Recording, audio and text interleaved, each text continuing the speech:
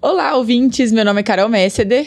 Olá pessoal, meu nome é Fabrício Dias. Ei gente, eu sou a Gabi Messeder. Estamos aqui para mais um episódio do Chama Clínica. Continuamos caracterizados porque estamos envolvidos nesse clima de final de ano. A gente ama Natal, então a gente não perde a oportunidade de usar o gorro do Papai Noel. E como o último conteúdo foi uma vibe mais reflexiva, esse vai ser um pouco mais técnico.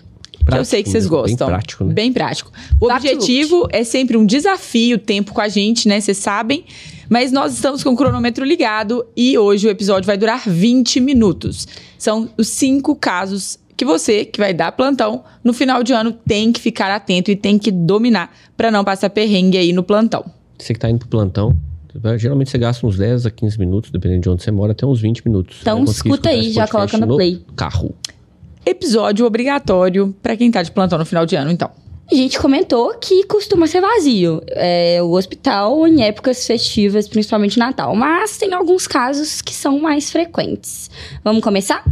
Bora lá. Primeiro deles, crise hipertensiva por exagero alimentar.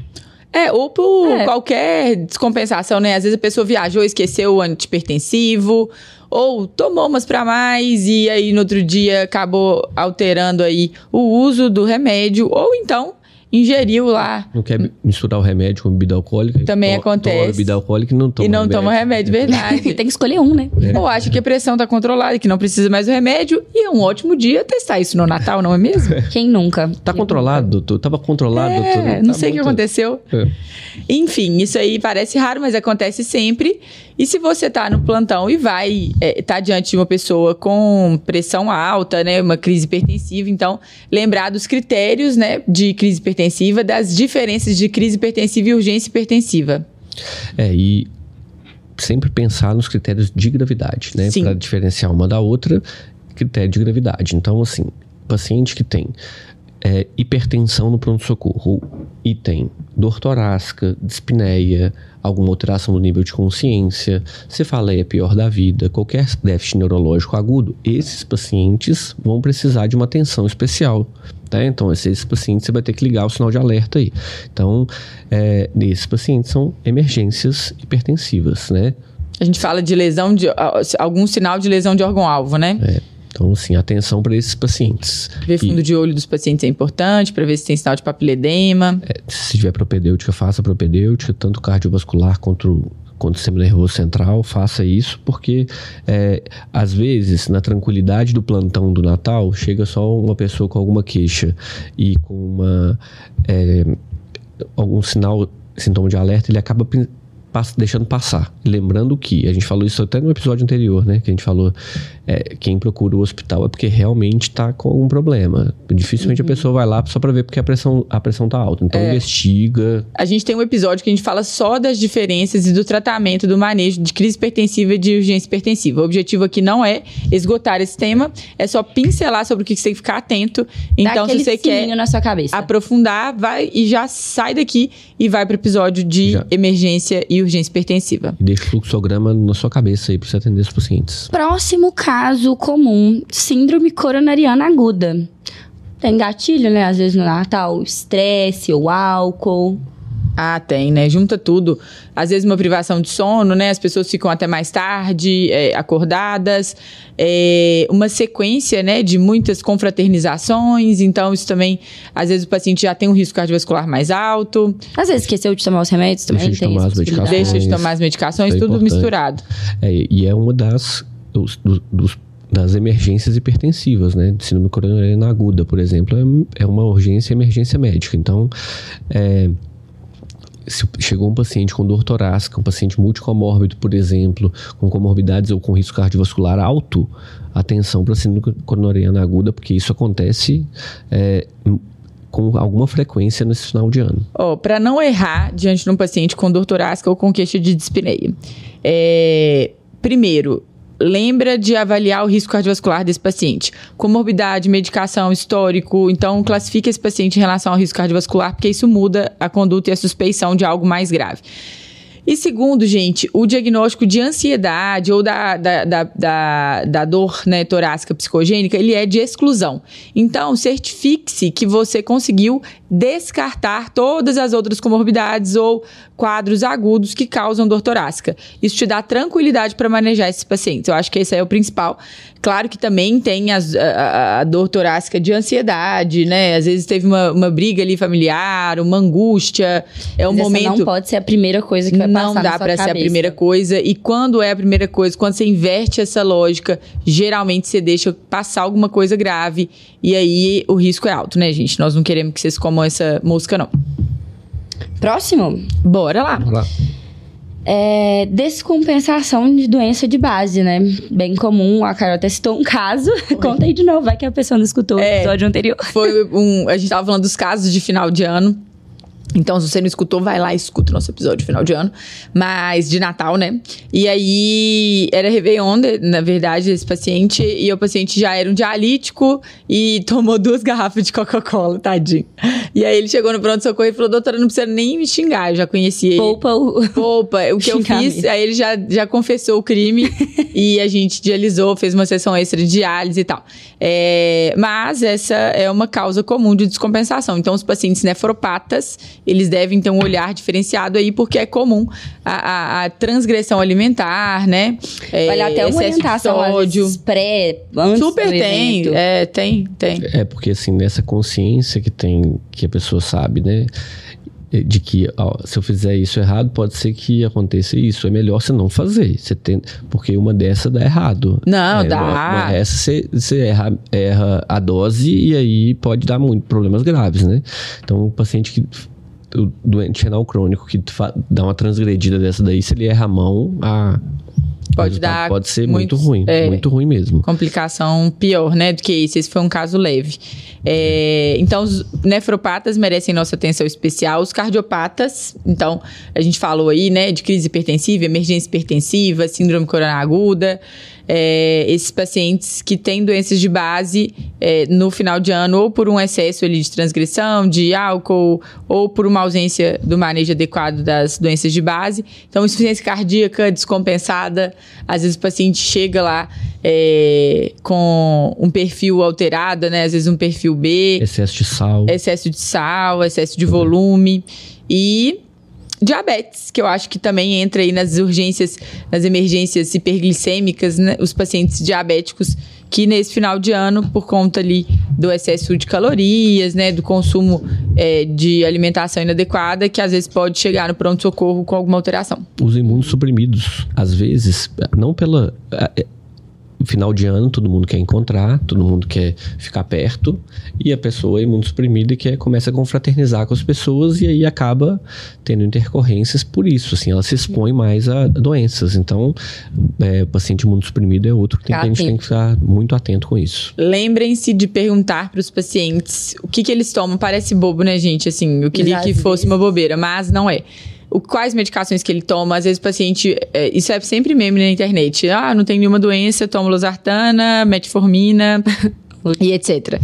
Mas é comum o uso das medicações para emagrecer. Então, até Mounjaro está entrando nessa lista. Né? Principalmente Mounjaro. Né? Mounjaro, Ozempic. Então, lembre-se de perguntar para os pacientes quais medicações que ele usa, se tem alguma medicação injetável, se tem uso de hormônio, que isso aí vai ajudar no seu raciocínio clínico. A gente fala sempre da tríade do raciocínio clínico e esse é um pilar, né, que faz parte ali da anamnese, de uma boa entrevista clínica. E aí, isso é importante você perguntar se não está usando. E citar o nome do paciente, muitas vezes, ele acha que remédio para doença.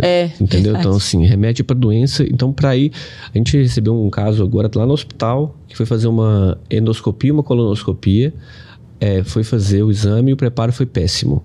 Aí, a endoscopista foi depois que a paciente voltou da sedação, e olha só, a paciente recebeu sedação para fazer o procedimento, chegou a entrar para fazer o procedimento e a endoscopista achou estranho. Falou, gente, ela falou que não estava tomando nada, foi perguntar para ela, questionou, aí começou a questionar mesmo o que tinha acontecido. Eu tomei Mounjaro semana passada. Ou seja... E tá frequente, né, essa associação de Mounjaro e remédio, né, Ozempic e Mounjaro. Muito. Pra preparação de endoscopia, a gente tava discutindo isso. É porque aumenta o tempo de esvaziamento gástrico, né? Então, ele reduz, ele faz uma gastroparesia. Então, gente... O jejum precisa ser maior, né? Precisa de jejum maior, precisa de um preparo intestinal melhor, diferente. Então, a pessoa perdeu o exame, correu o risco de fazer um exame com o estômago cheio.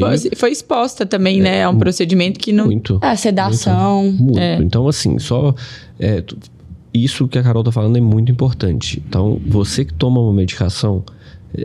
qualquer que seja a medicação, seja para qualquer objetivo, é importante você falar com o seu médico isso. Para quem te atender no pronto-socorro, né? E por fim, né, o último caso... A gente falou de crise hipertensiva, de síndrome coronariana aguda, descompensação de doença de base. Faltam dois. O segundo caso, que é bem comum, né, autoexplicativo, intoxicação alcoólica. Esse é qualquer festa, né? Qualquer festa. Qualquer festividade, carnaval... Natal, Réveillon. O Réveillon é até mais frequente do que o Natal, mas... Depois, Carnaval deve ser o mais, né? Sem dúvida. Carnaval, com relação a isso... A galera perde a linha. Então, tem que lembrar, ao atender um paciente com rebaixamento sensório, lembrar sempre de glicemia capilar, isso é importante, e de perguntar, né? Provavelmente, na maioria dos casos, o paciente vem com sinais de embriaguez, mas ele vem acompanhado de alguém, então você vai ali na entrevista clínica também coletar informação e entender o que está acontecendo. Importante, de novo, nesse caso, entender as comorbidades, o uso de medicação desse paciente, porque pode estar relacionado também e pode agravar a situação. E aí, uma dica importante. É intoxicação alcoólica, é libação alcoólica, você consegue determinar isso com uma anamnese bem feita ali? Não precisa entubar o seu paciente rebaixado por intoxicação alcoólica. Esse é um sempre muito gostoso de você contradizer. Glasgow menor do que 8 é sempre intubação traqueal. Não, criatura. Se é intoxicação alcoólica, se é alguma intoxicação medicamentosa, se é hipoglicemia, é deselegante você entubar um paciente. Não falar outra coisa. Então, é uma dica. E fica a dica para intoxicação alcoólica. Recebeu no pronto-socorro. Hidrata, vê como é que tá a glicemia, medica os sintomas, né? Se tiver náusea, vômito e glicose, espera. Gente, o último caso vai ser de surpresa pra vocês, porque eu lembrei durante o episódio, porque eu vivi isso num feriado. Sei. Eu tive uma reação alérgica no Réveillon. Minha mãe é alérgica a camarão. Eu sempre comi, nunca tive nada. Não teve um Réveillon que a gente fez. Eu achei que ela fosse falar de libação alcoólica. Ainda não. E aí, teve um Réveillon que era bobó de camarão. Eu me entupi de bobó de camarão. Eu adorava. Eu já tinha formado. Camarão. Já foi a minha sorte, porque era um Réveillon cheio de médico. Verdade. Então, os amigos estavam todos lá. Então, essa é uma possibilidade também, né? Reações alérgicas, às vezes. Super, anaflaxia, né? É importante, bem lembrado, Bi. Reconhecer os sinais de gravidade, eu acho que são mais importantes, né? Uma reação eu acho que nesse caso aí, de uma reação alérgica. Conceitualmente mesmo, o que é uma reação anafilática, né, pessoa? Para você, no caso de, principalmente essas intoxicações, essas exposições alimentares, né? Então, se a pessoa tem histórico prévio, né? Então, de critério de gravidade, a anafilaxia é caracterizada não só pelo rash, mas por sintoma broncoespasmo ou laringoespasmo. Isso às vezes é muito contraintuitivo. Dá pra ter uma anafilaxia, uma reação anafilática sem o rash, né? Pode, porque você tem 3 sintomas principais, né? Hipotensão, sintoma respiratório e o rash. Se você tem 2, sintoma respiratório e hipotensão, você pode isso ser uma reação anafilática, tá? Então, sem ser relacionado necessariamente com rash cutâneo. Então, dificulta um pouco o diagnóstico, né? Mas a gente já teve paciente assim, lá no Vila eu já atendi uma assim. Então, assim, atenção para isso e lembrar que a medicação para reação anafilática é adrenalina intramuscular. E esse aí é um quadro clínico que você tem que dominar. Você tá de plantão, então releia lá síndrome... a reação anafilática e como é que é. A gente tem no nosso Instagram, a gente tem algumas dicas e algumas coisas legais sobre anafilaxia. Por fim, foi 5 episódios, 5 casos em 20 minutos, conseguimos. Brilhamos. Temos mensagem final? Mensagem final. Estude, criatura. Se você vai pro plantão... você tem que dominar alguns quadros clínicos. Esses, principalmente, mas alguns quadros fundamentais e recorrentes, né? Então... Não deu um plantão de AVC, você tem que saber. Então, reconhecer um quadro neurológico agudo, potencialmente grave.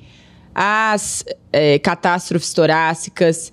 Se você não tá confiante, não deu plantão. Aventura, ainda mais essa época do ano, né, gente? Não é hora de ter aventuras, não. Então, se você não tá preparado, bom Natal com a sua família. Exatamente. Você não vai dar plantão. Isso. É isso, pessoal. Beijo. Até a próxima.